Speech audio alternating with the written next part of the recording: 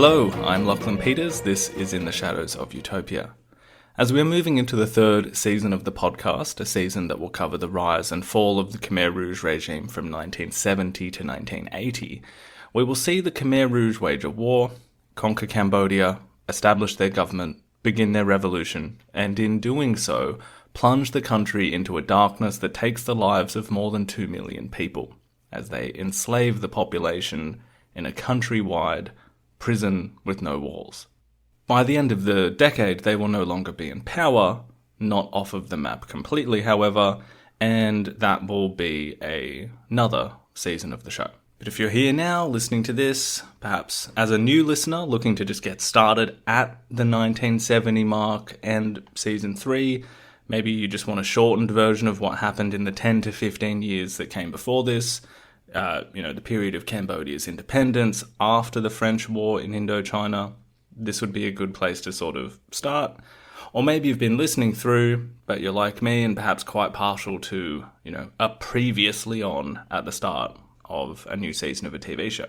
But if you're a new listener or an old one, either way, let's recap the second season of the show where we traced the path of Cambodia in a sort of golden era, a period of peace and prosperity, perhaps masking some pretty serious issues, and, it was called this island of peace, until, as we saw, it very much wasn't by the end of the decade.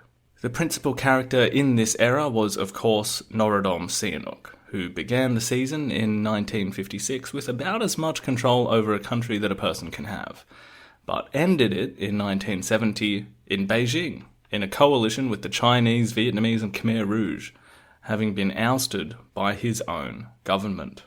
We also spent plenty of time following the path of Salot Sa, as he had finished his studies in Paris, came back to Cambodia during the war to join the Khmer communists fighting the French with the Vietnamese, and then afterwards began living a double life, as a teacher by day and a revolutionary by night, eventually becoming leader of the Cambodian communists and going back to the jungles in the 1960s, where he slowly developed the party and an armed rebellion against the Cambodian government.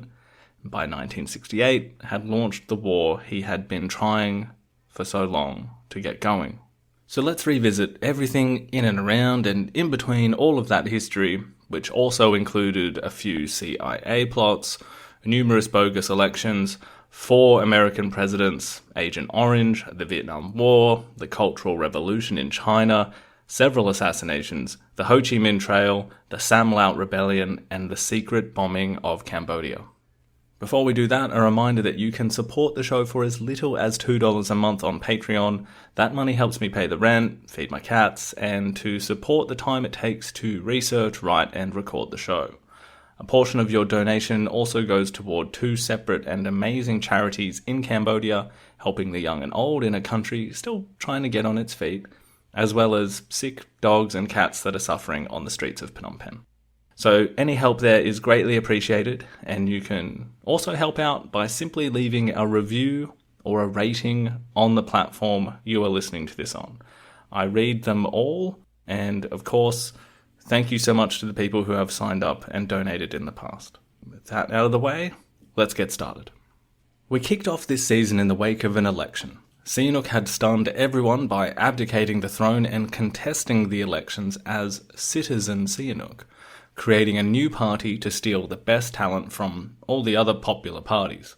He called it the Sangkum Riastranistram, which vaguely translates to our socialist community. It was a name that was supposed to capture a bit of left-wingness from the Popular Democrat Party and the Communists, but as we saw, was a real hodgepodge of ideas and filled with people from across the political spectrum. But his victory in that election meant that the Democrats, the kind of nationalist party which carried on the legacy of Son Ngoc Tan and filled with, I think it's fair to say, the younger generation, quite serious people, well, they were marginalised and subjected to intimidation by Sihanouk's cronies, such as Lon Nol. After a couple of attempts at the elections, realising that it was pretty much rigged against them, eventually the Democrats just gave up and dissolved the party, particularly in the face of, physical threats. This was the most noticeable example of the long process of denying legitimate political means of making change in Cambodia. It was basically a result of Sihanouk wanting to keep power, putting political opponents against each other so he would remain on top, and done so because he personally really didn't trust that these parties could keep Cambodia in a better position than he could. One of the many effects of this was that it pushed some more moderate people to more activist positions. A relatively moderate left-wing person might see no other option but to throw their hat in with the communists, and then eventually join them out in the countryside. And what were the communists doing in this early period? Well, you'll recall that they had a two-faced approach to this back in the mid-1950s. They had the official Communist Party, as in the political party that would contest elections and have representatives out in the open, but they also had the clandestine party in the shadows. That was the Cambodian People's Revolutionary Party. The party had only existed for a few years independently, created once the Indo-Chinese Communist Party had been split down national lines by the Vietnamese. And that party name was the one that they got in that process. For the Cambodians, you'll recall that they were also left with basically a skeleton crew of party members after the Geneva Accords, which had sort of settled the peace at the end of the war, with the majority of the so-called Khmer Viet Minh, the Cambodian communists, who had been in the war against the French. They had basically gone back to Hanoi to do training there, including the leader, Son Ngoc Minh. Now, these Khmer communists who stayed in Vietnam won't really come back until, well, for us, it'll be in season 3 of the podcast. But essentially, they will have stayed there so long as to become tainted in the eyes of those running the Cambodian Communist Party while they've been gone. So keep an eye on that one. But back in the mid-50s, in Cambodia, the party was head up by Tu Samut, a former monk who had been in the jungles on the border with Vietnam when a young revolutionary who had just returned from Paris joined the cause. That was, of course, Salot Sa. Tu Samut became a mentor for Sa, kind of took him under his wing, and Sa had excelled in the role, kind of as a jack-of-all-trades and good communicator. He had the Paris-educated thing going for him, even though he'd only, done a year of radio electricity. He also had the French Communist Party thing going on, but he wasn't overly intellectual either, and he could mix well with those from, let's say, more meagre backgrounds. Sa had come back from the Marquise, the jungle, pretending to most of the people that he knew from his former life, the acquaintances that were not communists. Well, he lied to create a cover story, said that he had never found the Khmer Viet Minh, and sort of went from there. Aside from helping out with some grassroots political stuff with another mentor figure he had met in Paris, who didn't know the extent of his commitment to the communists, Sa kind of kept up appearances by becoming a teacher in Phnom Penh. His students loved him, nothing but good things to say about him, had a very sort of generous and calm style. He could sort of recite poetry just off the top of his head. He was a quite comforting teacher. But he and other secret communists, intellectuals like Yang Sari and Son Sen, who had also been in Paris, they began setting up across different high schools in the capital, and also slowly recruiting those students who they felt would make good communists. And the experiences that some of these students that were all in Paris together sort of translated to this Cambodian environment as well. Like, just how they had their secret study sessions in Paris, discussions of civics, nationalism, imperialism, all of that would provide a springboard for more subversive, radical discussions if you were kind of chosen to be invited to the real study session. It was around this time that the Cambodian communists began referring to their organisation as Angka, the organisation. By 1957, the movement was no longer in decline and was just beginning to start growing its numbers again. And just when it was seeming like they had a number of networks set up in the city and the countryside, one of the highest-ranking members, Siu Heng, defects to Sihanouk. This was a massive setback, particularly for the rural networks, which stagnated for a while after this, because Siu Heng had been in charge of them, and the urban party particularly in Phnom Penh, where SAR was. This kind of, by de facto, became the backbone of what was becoming the new Cambodian Communist Party. It kind of matured without much of the influence of the old guard who had stayed in Vietnam, or for that matter, the influence of some of the Isarat guys who were party members, but still out in the countryside and sort of dislocated from what was going on in the city. Due to these kinds of circumstantial things, however, it's paving the way for the relative newcomer, Saloth Sar, to be rising in the ranks due to his closeness to Samut and his involvement in the Phnom Penh branch and his, brief but still important experience at the end of the French Indochina War, which he had and some of the more intellectual guys, say, like Yang Sari or Son Sen, didn't quite have that. So Sar was able to capitalize that, and as we say, he's rising through the ranks. It was around this time that Pol also got married to a woman named Q Ponari, a highly intelligent person whose sister, Q Tirit, had also married within the party to Yang Sari. So Yang Sari then becomes Saloth Sar's brother-in-law, and it's one big revolutionary family. It was in 1960 that a very important moment came for the Cambodian communists. Near the Phnom Penh railway station at night, 21 of the leading members got together in cramped, sweaty conditions to discuss the crisis of identity that their party was in and what the future looked like for their movement. They set out to define their party, one based on Marxism-Leninism, a party of the working class, organised on democratic centralism, self-criticism. They would try and nationalise the means of production and achieve a people's democratic dictatorship, then go on and create a socialist system. Very classic communist stuff. They elected their own leadership without the input of Hanoi for the first time, which was kind of a big deal. This took steps toward an independent party line, as they would put it, and planned for the eventual need to take up arms if political means towards their goals failed. In hindsight, we can say that this 1960 Congress was a big step towards the coming disaster. But at the time, particularly from the point of view of the Cambodian communists, it seemed like a rational step to try and organise a little more self-governance. This was the date that they will eventually give as their first party congress, which meant that they saw this as the birth of their party, as opposed to the early 1950s, when the Vietnamese had split the Indo-Chinese party. It was the first sign that they would go in their own direction, but for the next decade and a little bit longer, their comrades in Vietnam still had most of the control. Meanwhile, Sihanouk is aggressively pursuing a total grip on power via parliamentary means, and his own gravitas and influence as the former king. Basically, he, one by one, begins to pick off the other genuine political parties until there is only one in town, the Sankum. But it's not all smooth sailing for him.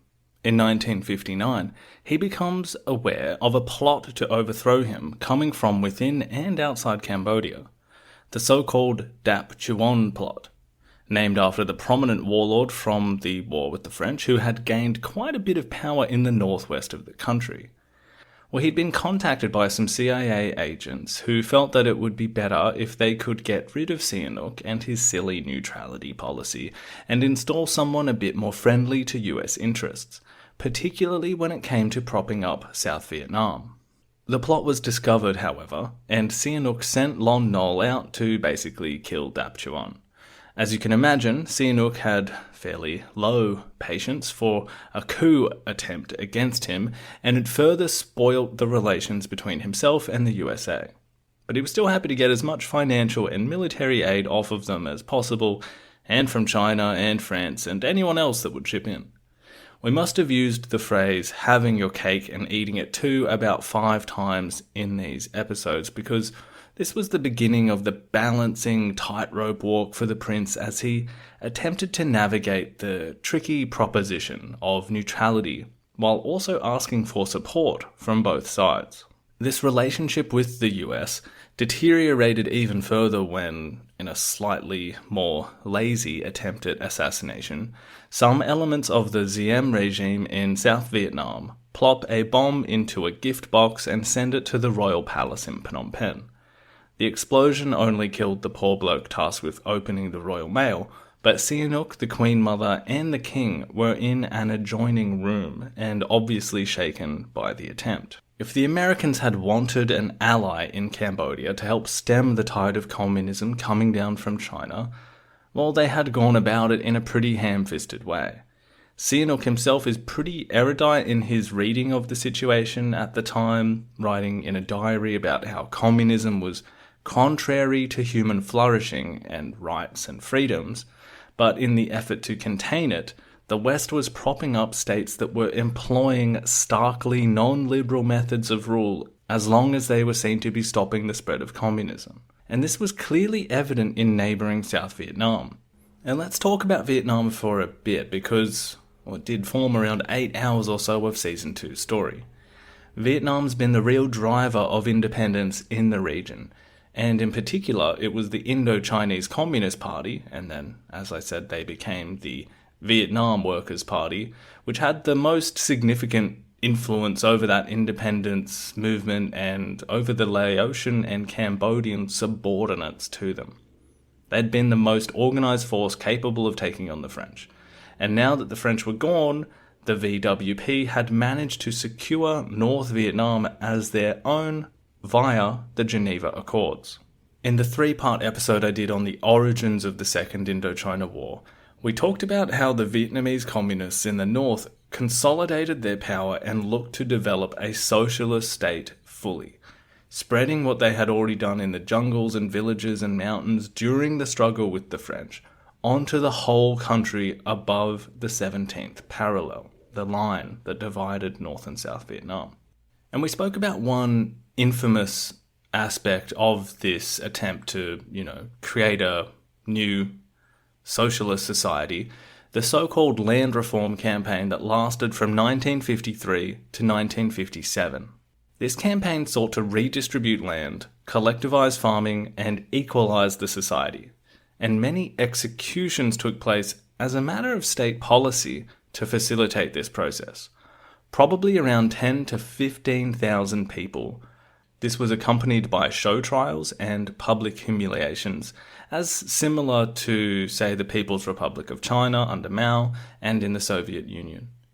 Although both Ho Chi Minh and Vo Nguyen Giap did admit that excesses and mistakes were made during this land reform campaign. We also talked about other examples of how the North was a repressive place to live. There were thought crimes, educated people with the wrong ideological stance could be sent to labour camps and things of that nature. Standard stuff in comparison with, as we said, China and the Soviet Union during their attempts to create a socialist state, and apparently everything that necessarily comes along with that, as we see in the historical record. South Vietnam was also going through this period of change, itself a kind of new country under the new presidency of Ngo Dinh Diem. He felt that ruling the country could be done on the back of having an army and an administrative apparatus. Power was concentrated into the hands of a relative few, and in the Ngo family in particular, who had control pretty much over the military and foreign policy, while the constitution afforded the president a bunch of emergency powers. Now, we also saw how Diem was less of a puppet of the Americans than many people tend to assume, and there really was a kind of, they needed each other kind of arrangement. It was a marriage of necessity rather than choice, really. And just a year into the project, the CIA was already worrying about the huge gap between the government and the people, and they were secretly worried that they had basically created a kind of dictator. Diem quickly backs out of the arrangement that would have seen a vote of all of the people in Vietnam about unification, which was predicted to go to the way of the North, and Diem basically says, well, it wasn't me, it wasn't my government at the negotiation table, so I don't think I really have to do that. Diem begins a series of anti-communist campaigns in the country, wiping out scores of party members that had stayed behind, basically killing or imprisoning anyone associated with this kind of revolutionary activity. It was a brutal way of doing things, but it did affect the communist numbers in the South significantly. Where there was something like 50,000 in 1954, there was only around 5,000 in 1959. This led those remaining in the South, particularly under the guidance of Le Duan, who will go on to become the leader of the Vietnamese communists. So he lobbies the Northerners to allow them to wage an armed struggle in the South. This led to the creation of the National Liberation Front, the NLF, and this was how the Vietnamese Civil War began. The Eisenhower regime had invested a lot in South Vietnam, being this glowing example of the containment of communism. Diem was their guy. They were committed.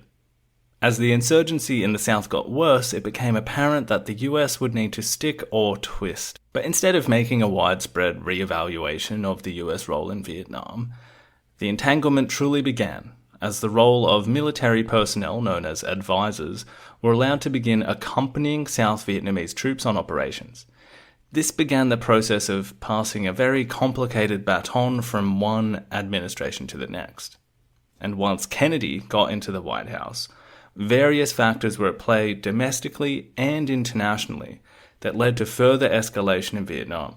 Events in Berlin, Laos, Cuba, as well as Khrushchev signaling the intent for the Soviets to support wars of liberation around the world meant that Kennedy needed a bit of a statement. Vietnam ended up being that. Washington could reasonably argue that the insurgency in South Vietnam was being directed by and supported by the North, which was a violation of the Geneva Agreements, and kind of boiled down to a they started it argument. The communists would argue that not having the vote and Diem's persecution of communists in the South was the they started it point. In any case, Kennedy bolstered the troop presence in South Vietnam and looked at counter-insurgency methods to stop the Viet Cong, including, as we went into a lot of detail about, the use of chemical defoliants, such as Agent Orange. In 1963, the first of our big years in the show for the season, the other being 1968, South Vietnam fell into a crisis. It was called the Buddhist Crisis, actually, and I recommend going back to that episode if you've forgotten some of the details, but we looked at explaining exactly what happened with the infamous self-immolation of Quang Duc. It was not about the Americans in the Vietnam War. It was about what kind of country South Vietnam was going to be, particularly this vision as it differed with the Catholic Diem family and the fact that the majority of South Vietnamese were Buddhists. It was a miserable few months, and things looked very bleak for the southern regime. So bad, in fact, that even some in the administration considered contacting the North to see if they could work out a settlement. The Americans were not having that, however. Some South Vietnamese generals were reaching out to US officials saying that they could no longer support Diem. And the response was basically, okay, well, if you want to get rid of him, you want to get rid of him. On the 1st of November, that is exactly what they do, and they end up murdering both Diem and his brother. Less than 3 weeks after that, Kennedy was killed in Dallas. President Johnson, who takes after Kennedy, will continue escalating the conflict in the South, under the impression that backing down would be detrimental to US prestige, while simultaneously, like all the other presidents that tackle the problem, having serious doubts about the feasibility of success and what that looked like in Vietnam. A revolving door of South Vietnamese generals will take up leadership positions, and the political situation will stagnate and regress. Meanwhile, back in Cambodia, after the train station meeting, the Cambodian communists had sought to continue their political means of gaining power, but with an eye on the potential need for arming themselves and doing like their comrades in South Vietnam. They attempted, however crudely, to paint Sihanouk as an extension of US imperialism and feudalism, and therefore a worthy enemy of socialist class-based revolution. They continued to recruit heavily in high schools and then broadened out into the rural areas to reconnect what had been lost during Siu Heng's defection. all while the public-facing Communist Party ran in elections that were quickly becoming farcical as Cambodia became a one-party state under Sihanouk. Just like the Democrats, it became too dangerous to put candidates up for election, and the so-called out-there Communist Party eventually folded.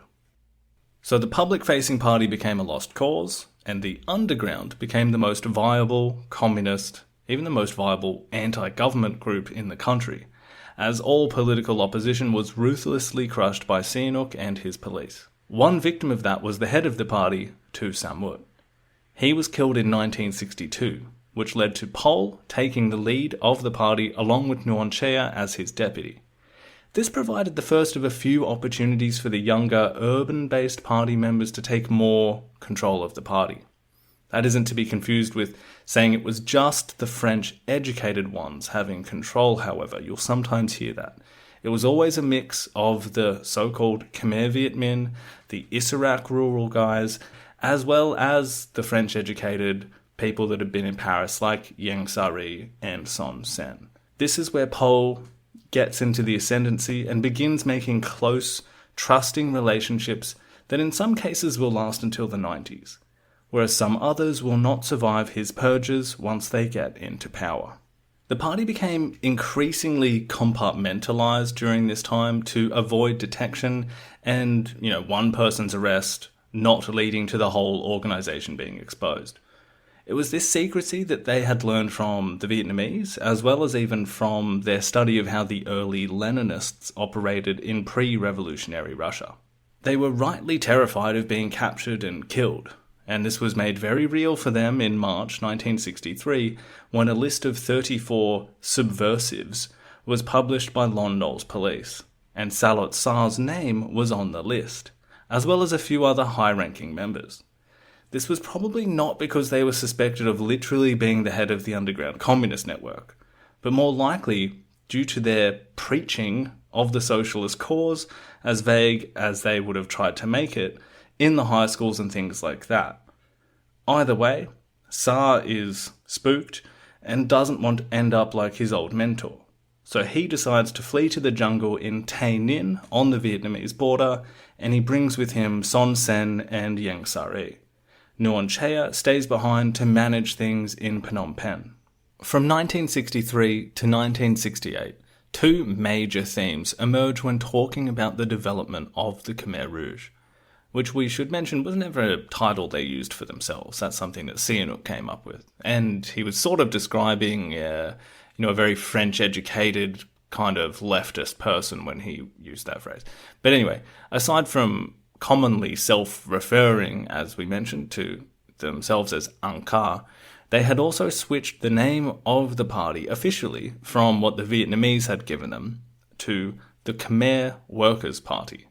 And then they'll switch this name again in 1966 to the Communist Party of Kampuchea, both steps indicating a direct comparison and even challenge to their comrades in the East, basically saying that, defining themselves as a workers' party, just like the Vietnamese Workers' Party was saying we're on equal footing, and calling themselves a communist party was like saying, well, actually, maybe we're a little bit more advanced.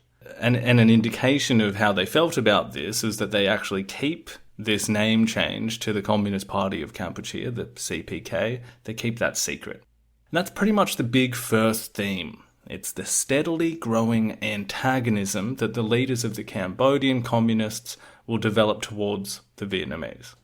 Now, this is due to a few factors. Obviously, the first is the very long-standing tensions between the two peoples, going back hundreds of years to when parts of Cambodia were annexed by Vietnam. If I were to describe the dynamic again here, it's that the Vietnamese are slightly ambivalent toward the Cambodians, and the Cambodians are even more aggravated by that because they are anything but ambivalent toward the Vietnamese. It's ambivalence that is probably perceived, rightly or wrongly, as patronizing contempt.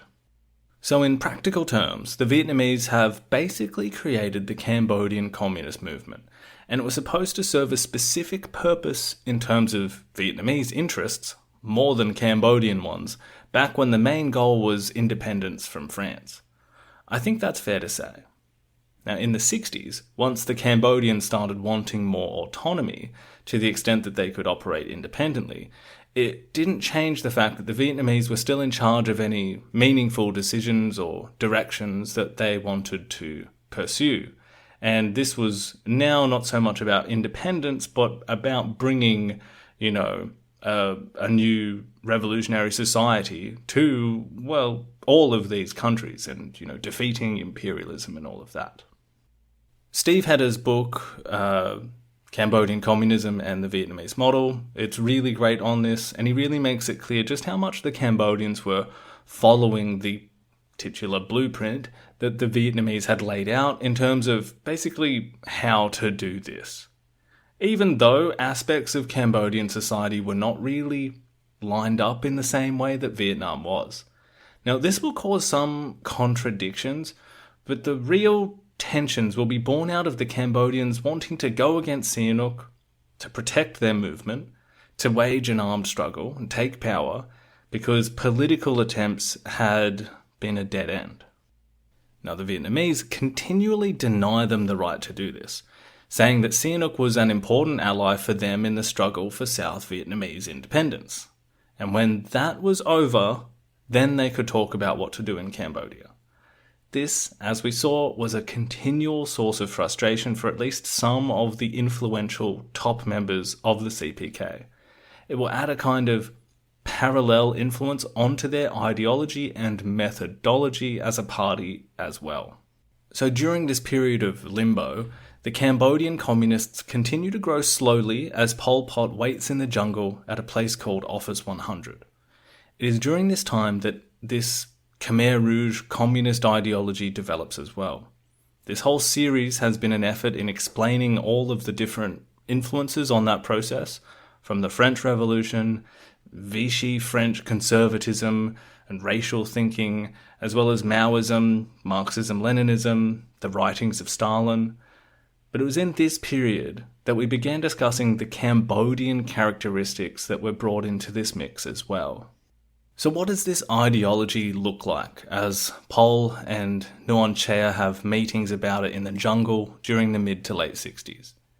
Well, not only does it take on the character of a fairly typical communist thinking, like class-based categorization of society and the need for highly centralized power and collectivization and all those things, naturally borrowing plenty from Maoism as well by this time, with the role of the peasantry necessarily usurping that of a typical working class in a country where there was a great many more peasants than there was a proletariat.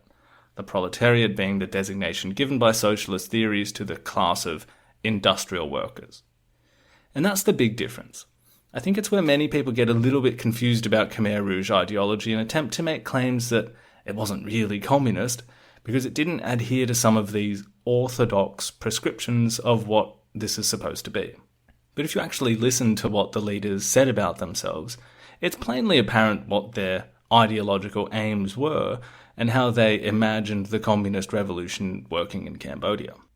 Khieu Samphan, who had a PhD and wrote his thesis on applying Marxist-Leninist theory to Cambodia, explained it like this, quote, "It is true that the Cambodian Communist Party was based on the poor peasantry rather than the working class, but you can't use that as an argument for saying it wasn't a Marxist party or that there was no economic basis for a communist party in Cambodia.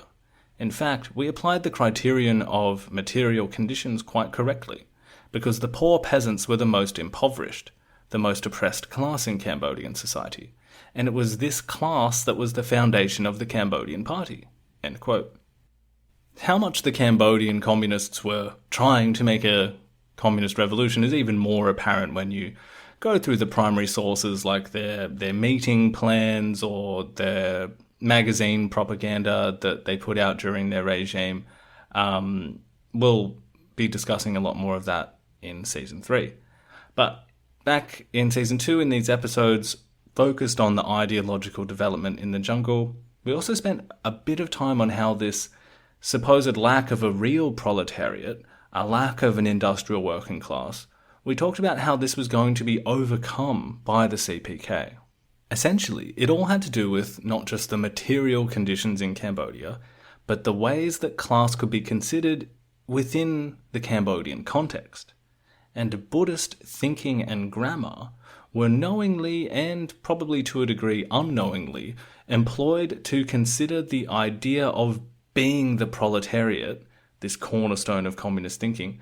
Well, Pol Pot and others thought of being the proletariat less as an economic condition, as a prerequisite, but rather a mental state that could be achieved. This was given using the phrase satyarama and conveyed an idea of proletarian consciousness. And yes, class consciousness is a common phrase in socialist thinking, but in this Cambodian context, the idea of consciousness was closely linked to the 5 aggregates of mind that Buddhists contend make up one's thinking processes, as well as the ideas about mindfulness and things like that. So this could be worked on, this could be forged, this way of thinking, and it would determine one's suitability to engaging in the revolution, and later would largely be used to discern who was not able to attain, this state of mind and was therefore an enemy of the revolution, a counter-revolutionary. We looked at some issues of the Cambodian Communist State newsletter, Revolutionary Flag, for some examples of how they talked about building this state of mind and how important it was for their vision of society in those episodes. Pol Pot had been a Buddhist novice when he was around 10 years old, as well as the earliest leaders of the party, Son Ngoc Min and Tu Samut. They were both monks when they joined the Khmer Viet Minh. Ta Mok, another prominent member, he was a monk, as well as many other influential members of the party. It's this sort of cultural milieu that will be shared among most of the people that will form the leadership of the party. And despite all that, when they are in power, they will defrock monks, they will essentially ban religion, they will close pagodas and turn them into pigsties, and they will declare that Buddhism is dead. But it doesn't mean that Buddhist ideas or ways of teaching were completely abandoned. Rather, they were adopted, transformed into this secular communist rhetoric and used to, as Philip Short suggested, transplant these foreign concepts into localized versions that would then propagate in Cambodia. So that's what the central leadership are thinking about while they're waiting to start a war in Cambodia. Pol travels to Vietnam in 1965 to ask for permission to start an armed struggle. He is rebuffed. He then goes to Beijing, just on the cusp of the Cultural Revolution, and finds a much more sympathetic ear to his ideas. This is, as we mentioned, and we've touched on this in Season 1 and Season 2, China has sort of national interests that place Vietnam as something to be sort of looked at with a degree of, suspicion. It's right on the border.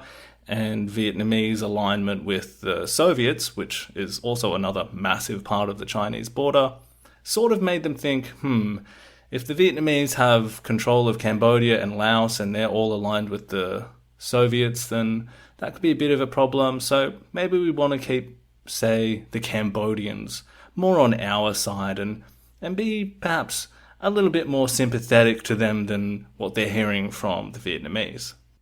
Now, all of that has to do with the wider Sino-Soviet split. Again, we started talking about that in Season 1, and we touched again on it in Season 2.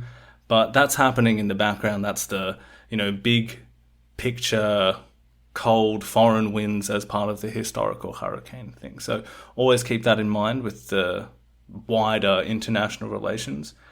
But in terms of Cambodia, in terms of Pol, so he leaves Beijing, goes back to Cambodia by 1966, and he's more determined than ever to stake out this path to war and seeks to move into a new base in the far northeast of the country in the hills and jungles of Ratanakiri.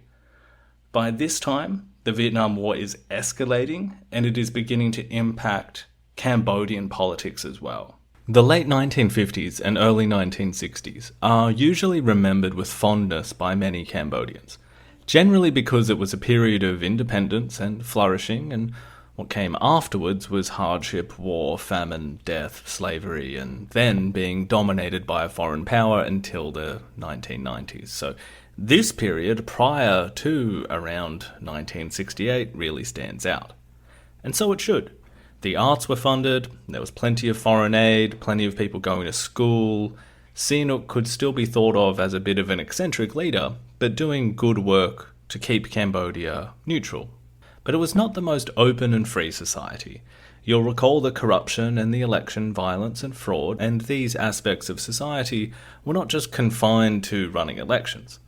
But without being too critical, let's just say the country was moving along as well as it could. By 1965, Sihanouk had severed diplomatic ties with the United States, basically seeing what had happened to Diem as an omen of what can happen if those are your allies, but also foreseeing that it would probably be a communist victory in Vietnam and aligning his future accordingly. He had also been fed up by, as we said, the coup attempts, but also the persistent annoyance of the Cambodian nationalist Son Ngoc Tan, who, in exile still, had been supported by the Thai and the Americans to maintain a group of militants known as the Khmer Sarai. They were always having their little radio announcements that denounced Sihanouk, and he had a bee in his bonnet about Tan from as long ago as 1945. Potentially as early as the aftermath of Geneva, Sihanouk had been making deals with the Vietnamese communists that would ensure that their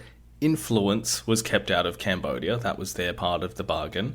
And in return, they could use Cambodian land on the border as a means of supplying the resistance in the south, the Ho Chi Minh Trail. Sihanouk was friendly with China as well, perhaps as a potential balance to the Vietnamese who he, like most Cambodian politicians, including Pol Pot, worried they might one day take over more Cambodian territory.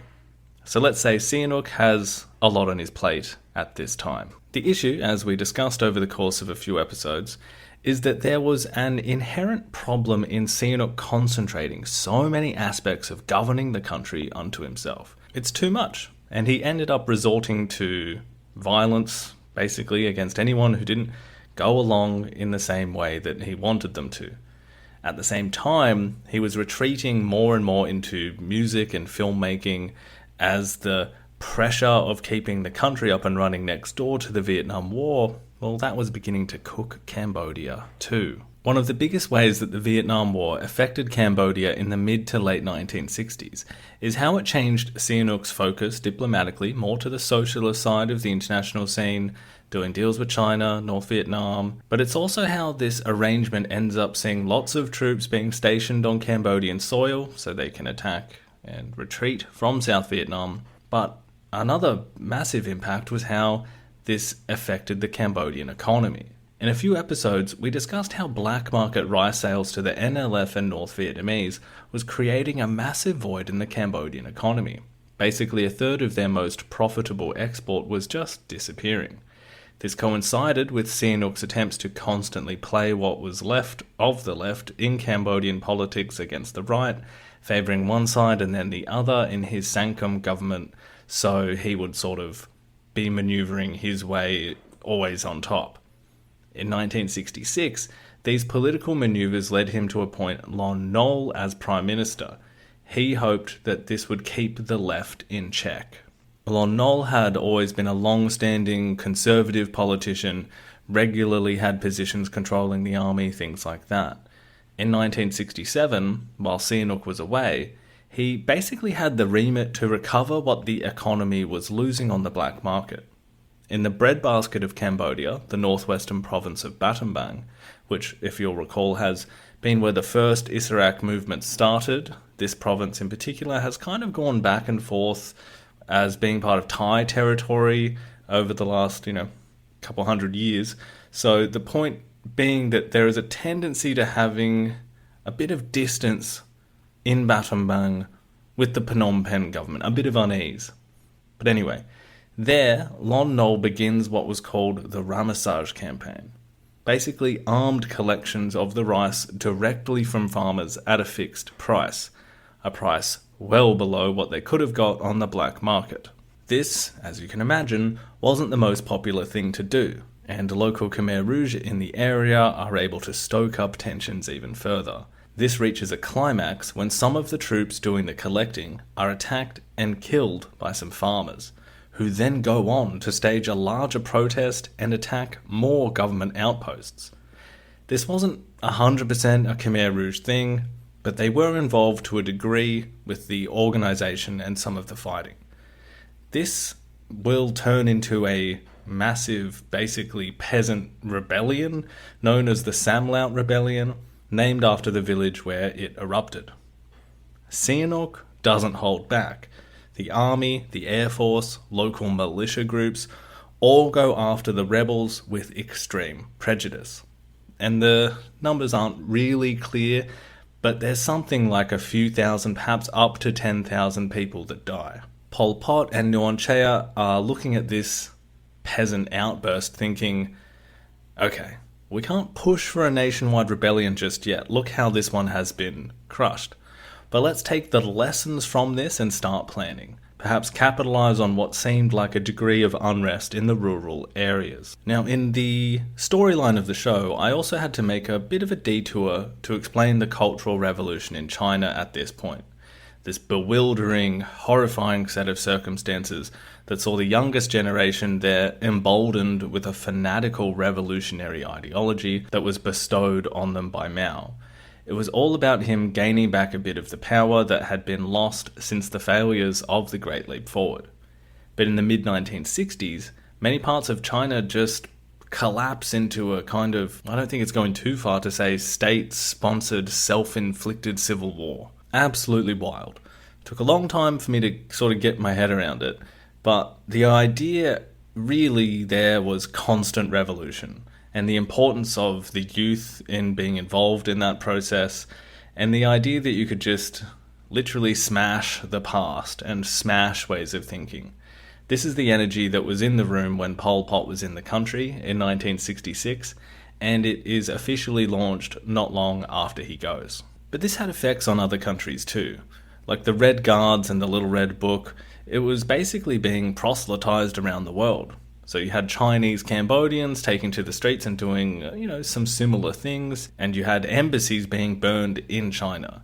It kind of freaked Sihanouk out, and in the aftermath of saml, where he's thinking, well, wait, is there an actual Cambodian communist insurgency here? How much of this is being controlled by Vietnam? He's getting cold feet about the left generally. So he projects that onto the international stage and kind of makes a turn back toward the centre and opens things back up to the possibility of US relations again. This was signalled initially when Jackie Kennedy had a holiday in Cambodia in 1967, and then at the beginning of 1968, another big step was taken when he hosted Ambassador Chester Bowles, and they discussed some things, most notably the number of Vietnamese that were on the Cambodian border. By this time, Sihanouk is far less happy with that troop presence, particularly as it had massively inflated as the NLF and North Vietnamese prepared to launch the Tet Offensive at the end of January 1968. So the important thing to come out of this meeting with Chester Bowles was that Sihanouk finally acknowledged that this Vietnamese presence really was there, and he allowed for so-called hot pursuit by American forces to go after them. We know from documents declassified in the early 2000s that there had been the occasional bombing of Cambodian territory, sometimes on accident, and sometimes on accident, in quotation marks. And Sihanouk had always complained about those instances when they had occurred, from 1965 onwards. But in these meetings, at the start of 1968, they're going to be used as a remit to go much harder on these areas on the border, particularly under the next president. So how do we get to that new president? Well, as I was saying, the Tet Offensive kicks off at the end of January 68. Completely shocks the US military, who think they had the upper hand in a stalemate, and for the Vietnamese communists, it was this audacious attempt to liberate all of the major cities in the south, They thought the people would spontaneously rise up with them, and that there would essentially be a statewide revolution that would dissolve the South Vietnamese government and force the USA to basically pack up their things and go home. As we found out in the episodes on Tet, it was a two-parter, that really didn't happen. It was a massive military failure, but it did provide political and psychological victories. In the US, people watched on their TVs as the embassy in Saigon was attacked. They later saw Walter Cronkite bemoan the lack of progress in the war, and those on the ground in Vietnam saw a Viet Cong flag over the citadel in the old capital of Hue for almost a month. And we spent a lot of time exploring Hue in particular because it was there that the communists had a sustained period of success. They captured most of the city and were even able to initiate the earliest stages of a kind of revolutionary government there. This led to the deaths of thousands of civilians, perhaps around 3,000, who had been marked out sometimes ahead of time for their association with the government. But this also bled out to include people that were just intellectuals as well as their families. Many were apparently buried alive, suggested by the state that they were found in the mass graves that they were killed in. A few weeks after the Battle of Hue was over, and as part of a larger operation to try and pursue the weakened battalions of Viet Cong that had launched the offensive, we followed the story of Charlie Company. They were dropped into a village complex in Quang Ngai in mid-March, and were told that they would only be encountering enemy combatants. They ended up slaughtering around 500 people, many of them women and children. So we spent about 2 hours exploring the circumstances that led to that tragedy. Via both of those episodes, I tried to show the horrors of the Vietnam War from both sides, and the nihilism that can be hard to avoid when looking at what happened. President Johnson, by March 1968, on the advice that had now become overwhelming in the direction of either massive troop escalation, end bombing, or a withdrawal, decided that he was no longer fit to continue as president and did not seek re-election. This paved the way for Richard Nixon to win the election, campaigning on, amongst other things, a promise to end the war in Vietnam for the Americans. Meanwhile, at the same time that Tet had occurred, the Khmer Rouge had also decided to finally stage a national uprising. They were told not to by the Vietnamese and the Chinese, but they did it anyway. The argument being that they could no longer survive without taking up arms to protect themselves. Both their allies had still valued Sihanouk's position and how that helped them more than what the Khmer Rouge wanted. But the Chinese and Vietnamese were also kind of caught by their own proclamations about what People's War and liberating lands from imperialism meant. Like they were saying, this is what we think oppressed people should do worldwide. Take up whatever arms you can find and get after it. But when it came to the communists in Cambodia, well, their own self-interests, and, for Vietnam, it was securing Vietnam first at all costs before opening up a potential new front in that war. So they wanted to keep things as they were. Well, the Khmer Rouge decided to practice the preaching, and with just a few thousand cadre and a handful of arms and ammunition, they started following that People's War blueprint, that Viet Cong blueprint that we covered at the beginning of this recap. Going after isolated outposts, getting more weapons, trying to secure areas through targeted assassinations and things like that. Cambodia in 1968 was in a civil war, and the country will be in some kind of war internally for the next 30 years. But the Khmer Rouge were certainly struggling initially. Lon Nol's army, although itself not particularly well furnished, was still much stronger. By the end of 1969, Pol Pot was wondering what to do, what could change the game for them, and he was summoned to Hanoi to speak with the Vietnamese Workers' Party leadership. By then, Nixon and Kissinger had failed in their mission to get America out of the war in 6 months. They had, however, begun to see Cambodia as a means to an end in a few different ways. They figured that there was a Viet Cong base which was the equivalent of the Pentagon, and it was on the Cambodian side of the border. They called it COSVN.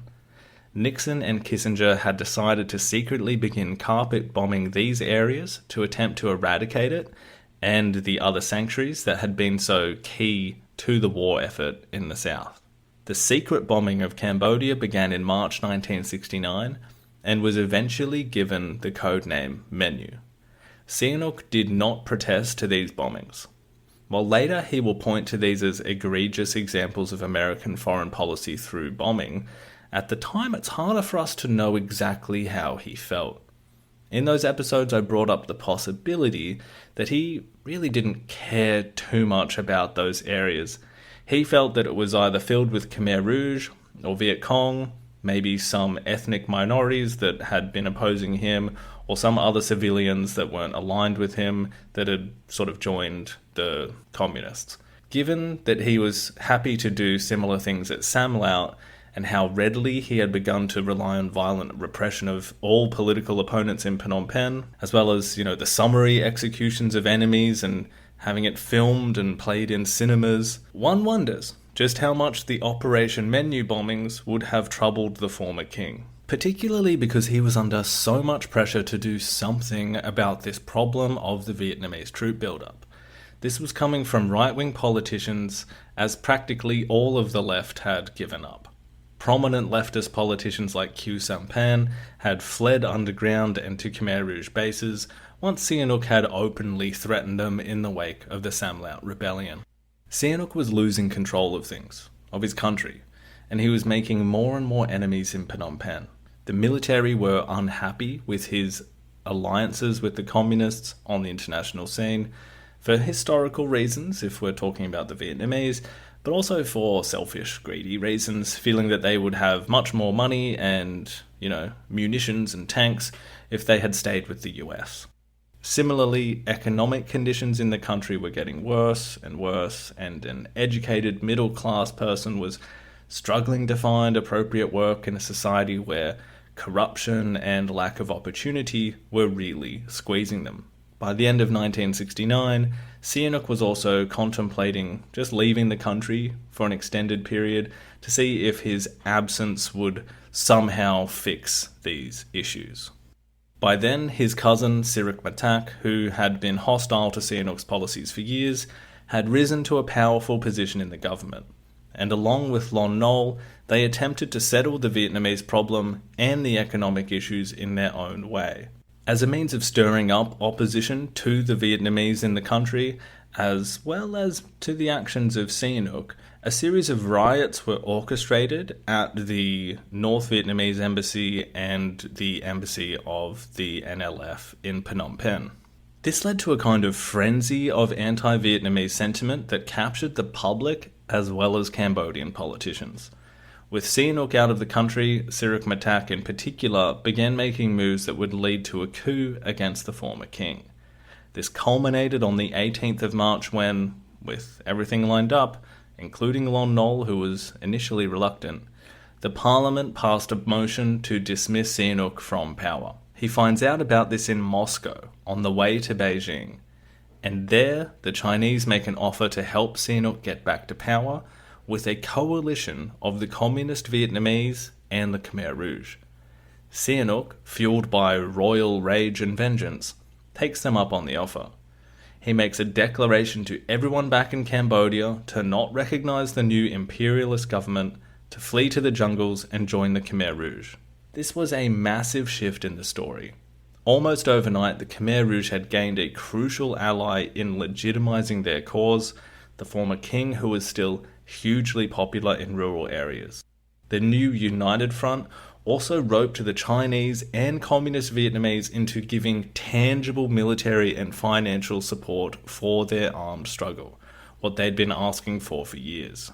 The Vietnamese would be training Khmer Rouge troops and create an army capable of taking on Lon Nol, although initially they would do much of the fighting themselves. Pol Pot, who was in Beijing when Sihanouk agreed to be the head of this new front, kept himself concealed and instead signed off on the agreement by pretending that the so-called Three Ghosts, the prominent leftist politicians including Khieu Samphan that had fled underground in 1967, had been there and given their approval. Sihanouk, he didn't know who was leading the Khmer Rouge, he didn't know he was in Beijing, and he didn't really even know what the Khmer Rouge were. But he had signed his name on a blank check, and he would live to regret that decision. But in the short term, the impact of him dramatically switching sides like this was huge. His call to arms was heeded by thousands, and the communists and Pol Pot were very quickly in an ascendant position. Communist Vietnamese troops would begin making massive advances west and capturing large amounts of territory, which they handed off to the CPK to administer. In Phnom Penh, the new Republican government went about a process of de-Sihanoukification and sought to deliver on the most pressing issue which they had claimed necessitated the coup in the first place, the Vietnamese problem. Calls by Lon Nol for the Vietnamese troops to simply vacate Cambodia in 72 hours didn't go so well. And quickly the lines would be blurred about exactly who was a Vietnamese enemy and who was just a civilian. The government, reacting to massive losses to the superior Vietnamese armed forces, quickly dropped any pretense of neutrality and sought massive financial aid and military aid from the Nixon administration. But Lon Nol and Sirik Matak had kind of misjudged exactly how much help they might receive from Nixon and how long that might last. But overall, as we mentioned in that episode, was what David Chandler had called 4 huge miscalculations that sort of kicked off the Lon Nol regime. The first was that Sihanouk would meekly step aside once he'd been removed from power. The second was that the Vietnamese would leave Cambodia. The third was that the Vietnam War would stay in Vietnam. And the fourth was that the Cambodian communists would abandon their own struggle for power. And in April 1970, that is where we left off Season 2. But overall, over that season, there were a couple of big lessons that I wanted you, my dear listener, to take away from what we went through. And one of them was around Sihanouk's role in creating his Cambodia. A balanced take on what is a complicated story would be that the country didn't quite live up to the idea of being an island of peace that it was suggested. That isn't to say Sihanouk didn't do a job at keeping Cambodia, to a large extent, out of the war in Vietnam. But the concessions he made to the communists would eventually cause him problems, and the solutions to those problems were not pretty and highlighted just how entangled beneath the surface Cambodia had been in the Vietnam War. On the Khmer Rouge side of things, I think showing how Salot became Pol, and then soon to be Pol Pot, was a fairly natural progression. From 1960, it was clear what he wanted to achieve, and his vision was blocked by forces in Cambodian politics and by their allies abroad. But he and the party stuck to it. They copied the Vietnamese as much as possible, and their ideology grew under the influence of the circumstances it was put through, including the need for secrecy and being constantly hunted by Sihanouk's police. I wanted people to understand that the Khmer Rouge were not anarchists or primitivists. They were a standard party following the line that, for instance, the Maoists proclaimed should be followed in a people's war. They were an organised group with a set of principles. They didn't come out of nowhere when American bombs started falling on the country. Lastly, this season continued to highlight what I've been calling for some time the outside pressures and weather patterns that create the historical hurricane in Cambodia. I hope that people have continued to draw the links between what will happen in Cambodia under the Khmer Rouge and what happened, as we've covered before, in the Soviet Union, in the People's Republic of China, and in North Vietnam, going all the way back to when we discussed the French Revolution. There were established codes of conduct for what to do when collectivizing farming or punishing suspect classes or rooting out counter-revolutionaries. But we also spent a lot of time covering the multitude of complications that were caused by the Vietnam War and the American involvement in the region, beginning with commitments in the 1950s that evolved into dropping cancer and deformity-causing chemicals from planes, not to mention the thousands of bombs, culminating in the utter savagery that was on display at My Lai. All in all, I hope that if you were someone that knew enough about this story to be approaching it with some blame in your pocket, ready to be placed on one actor in particular, well, perhaps what you've learnt in the last season will have shown you that perhaps you needed some more blame to be able to share around. I hope you got something out of the season. It's been a pleasure bringing the show to you. It's been almost 7 years doing it, and I love doing it. I've loved hearing from everyone that's got in touch as well. Thank you so much. I really appreciate that. And now there's not that much further to go. So I appreciate you listening so much. If you're part of the real audience listening even to this recap episode all the way to the end here, and you've listened to the dozens of hours of the rest of the show, thank you. Thank you. If you haven't already, can I please ask that you leave a rating or review, particularly if you're using Apple Podcasts or Spotify. It's a great help to me, and like I said at the start, I read every single one of them. Of course, you can also help out the show in a more tangible way by donating via PayPal or on a regular basis through Patreon. I want to make this last couple of seasons of the show really great and properly pay respect to this tragic history for the people who experienced it and continue to experience its aftermath. You know that the show doesn't cut corners. It takes a long time to properly research, write, rewrite, record, and edit. It's a one-man operation, so if you are able to help me out making it, I would truly appreciate that. And with that, I'll say goodbye. You'll hear from me soon with Season 3 of In the Shadows of Utopia. Until then, goodbye.